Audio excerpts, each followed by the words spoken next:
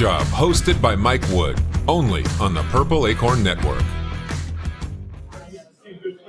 Hey friends, welcome to another edition of My First Job. My name is Mike Wood, and we are coming to you semi-live, but actually in person, very first in-person episode. We're at TA Week in San Diego. I love San Diego, but it is absolutely freezing here right now. But I'm there's a little bit of warmth that is coming my way from the wonderful Keirsten Griggs, who's joining me from Cruder. Hi, Keirsten. Welcome to the show. Hi, Mike. Thank you so much for having me. Excited for our conversation. So our whole thing is we're talking about first jobs.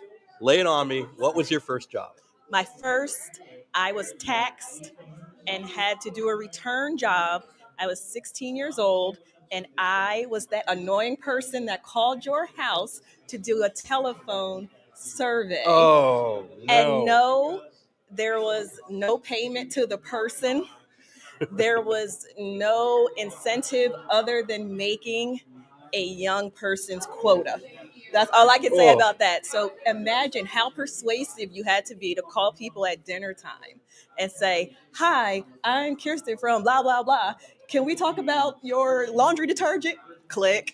Oh, yeah. And it's just, and so I remember getting those calls to the family house and stuff. Like it's Sunday night, 5 o'clock, 6 o'clock, whatever. They know you're home and nobody wants that call.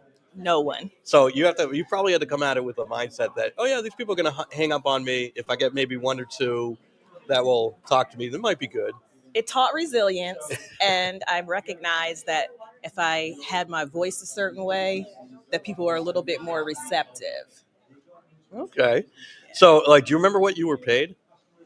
I was paid well. Oh. I was paid above minimum wage at the time. So when I hit like $7.75 as like a senior survey person, I was At doing 16, something. yeah, you probably felt amazing. It did. We can only work 15 hours a week, and we Okay. had to work every other weekend. And one had to be like the Sunday shift and that Saturday shift. Saturday shifts were the worst. Okay, why? Because it was like Saturday, you're in high school, you want to be out having a good time, but you're sitting in this hot office with 15-minute breaks to run to the gas station and grab a snack or to do whatever. And you got someone that's pretty much monitoring your phone calls and screaming and yelling at you if you're not doing something exactly the way that's on script. And you did have to improvise sometimes. You did have to go off script sometimes, because there were people that we did call that just wanted to talk to somebody. Oh, that's actually kind of dark and sad. It's not dark and sad. I mean, they're not getting anything from it. So in that case, it was a transaction. It was, mutually beneficial, because, that person gets to talk to someone for a few minutes and they're telling you about their day and their gout and all kinds of challenges they're having. What's the status of your gout? Please tell me. Yes. And, that was the thing. And of course, we never used our real names. Okay. So, do you remember what your fake name was? I don't. Okay. I think sometimes it depended on where we were calling. Okay. Whenever I use a fake name, I go by John Baldino. So just.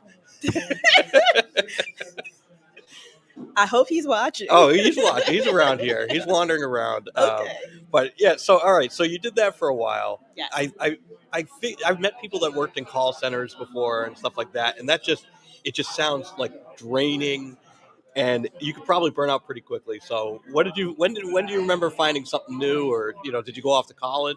I went off to college, and then because I had gotten to the level right below supervisor, I continued to work when I did come home, but that was very sparse because I went to school every summer too.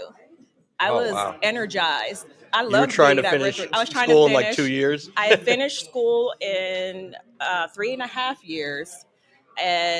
But I stayed for the final semester, even though I didn't need it. So I graduated with a bunch of extra credits. So if any of our listeners are in college right now and are thinking about, going during the summer and trying to get through, do not. The job market is horrible. Stay in college as long as possible. Pick up a random degree that's going to take you 7 years to get through. But all right, so so it sounds like your first job actually really gave you a leg up going into college. All right, so how did you get involved into recruiting? by mistake. But as you can see, there are a lot of parallels with recruiting Yes. and telephone surveys, because sometimes people don't want to hear from me if I'm not calling from the right company, or I'm not calling about the right job, or the salary or compensation expectations didn't match 100%, or they didn't get selected and they're yelling at me because I should have done something about it. So there are some similarities there. But I got to recruiting by mistake in 2000, right before, we thought the world was going to end because it was going to be January 1st, 2000. Oh, yeah, Y2K. Y2K. And Monster. Heads up, nothing happened. Nothing at all. And Monster.com was new. So we put our resume on it. Didn't know what I was doing. No. I knew what a resume was, obviously, but I grew up in a time where, we were going to job fairs where everybody you had to show up was with at job the actual fairs, nice with paper. It handed, yes. Yeah. Talk, get sweaty, move It on. had to be one page, no matter what you did. No matter what you did. So someone saw my resume on Monster.com, a third-party recruiting agency, and after the interview, it's like, you have the right temperament and attitude for sales, because back then, third-party recruiting was considered a sales job. Yep. And that's how I did it. They had clients that were, ISPs. It was a .com boom, so it was a lot of money to be made. That's awesome. And it was a lot of stuff to do. So that's how I started recruiting. And have you been have you moved into like the corporate? Because I know you work for yourself now. Yes. So did you go in corporate and then move Absolutely. out? I spent the majority of my career in corporate. About 10 months 10 months into my role, some of us were pulled into one of the government contracting companies that we were supporting because they didn't have an in-house recruiting department, and they loved what we did. And this is when TA was just starting to find its own place in the marketplace. So I went in-house and started working at a government contractor, and I stayed in defense and intel until 2017 when I started Trap Recruiter. Now, when you're working, so if you're working for defense, you get all the clearances and stuff. And so I have a buddy that just retired from the Air Force. He's now in the private sector, but those clearances are worth a fortune. Absolutely. And so, like, you stayed. Do you still do a lot of government recruiting? Like, do you have your clearance still? So I don't have a clearance. Okay. We had a situation where there was, if you worked on proposals, it was probably more beneficial for someone on the recruiting team to have the level of clearance required, because they needed to be able to read the proposal and be able to see things. But we had enough people that were already cleared that I didn't have to get my clearance.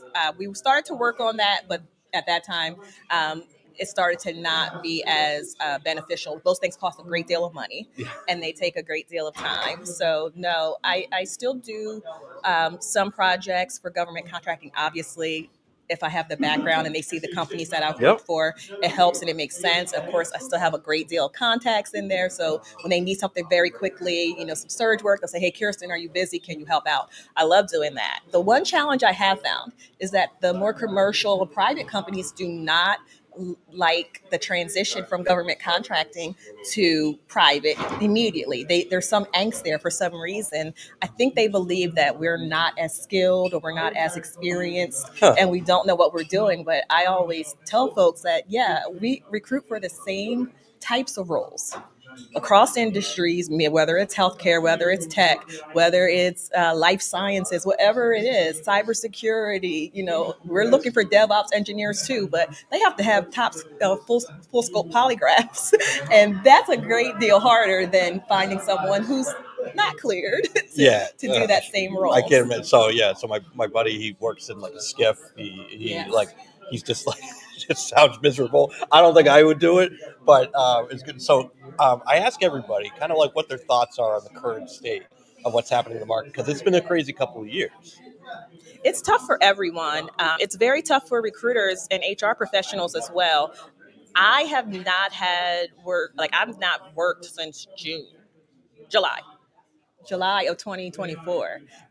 I'm trying to find work, but things were happening in the market, where stuff was going on. So there's a lot going on, and I'm seeing a lot of recruiters who are looking for work. I'm seeing a lot of HR people who are looking for work, folks who have been out of work for a long time. And it's hard when you're in that role to help other people and you can't help yourself. And I still have job seekers who come to me for career coaching and to update their resume, help them network, help them search, do a more refined search. So Yeah. I'll use my sourcing skills to help them create a sourcing strategy for themselves to find their new job. And sometimes it gets tough and it gets hard. And I don't think people understand that there's no magic formula. There isn't a recipe that you can follow. I mean, there's a recipe that you can follow, but it's not going to taste the same every time. Yeah. The food's not going to taste the same every time, even if you follow the directions, even if you follow the recipe to a T. There's so many variables when it comes to job seeking and to recruiting. And there's so many companies, I think, that they're out there now that just think that they can just replace the recruiters with technology. Please stop doing that. Yeah. If you need a recruiter, right here. But I was part of a tech layoff in August, and I never thought I would be looking through the end of the year. It's tough out there. It is awful. And it is so bad for job candidates right now. So I always have, added love for the candidate's experience because Absolutely. it's so bad. And there's so many hoops that you have to go through. I've talked to one company that was like, all right, here's our interview process. It's like 6 different interviews plus a project. And I'm like, Yikes. Then I talked to another place, but it's funny. So I'm in my 40s now. I have some experience. I interviewed for a startup over the fall in Boston, and I got on the line with this lady, and I was like, "How long has the position been open?" And she's like, "Oh, it's been about 6 months. I'm very picky." And then she's like, "I'm really looking for someone who can you figure out what the CEO wants without really having the direct communication." And I'm like, "This is a red flag. Get me out of here." So I just bowed out of the interview process. So it's a crazy world out there. I hope things get better. I think there's some more tools out there for candidates that I write about in the Absolutely. wrap. But it's been great, and so thank you for joining me on the show. Thank you for having me. We've known each other. I think 100 years because Probably- we're both over 40. Yeah, well, and I think I first talked to you when I was at Work Human, which was years ago. Yes. And so, but I never met you in person, and so this is Yes. great. No, and I want to say this for anyone who doesn't know, Mike is a strong starch advocate. And I'm surprised that you said that you were laid off because you continue to work, you continue to advocate, you continue to connect other people to work and give it your all. So I appreciate you, and I So want to it's thank like you're never mad. I mean, layoffs are awful, but it was logical for the company that I was at. They were having some issues; they needed to cut some staff. I got it. I was remote. More people Yeah. were in person. So I get it. And you know what?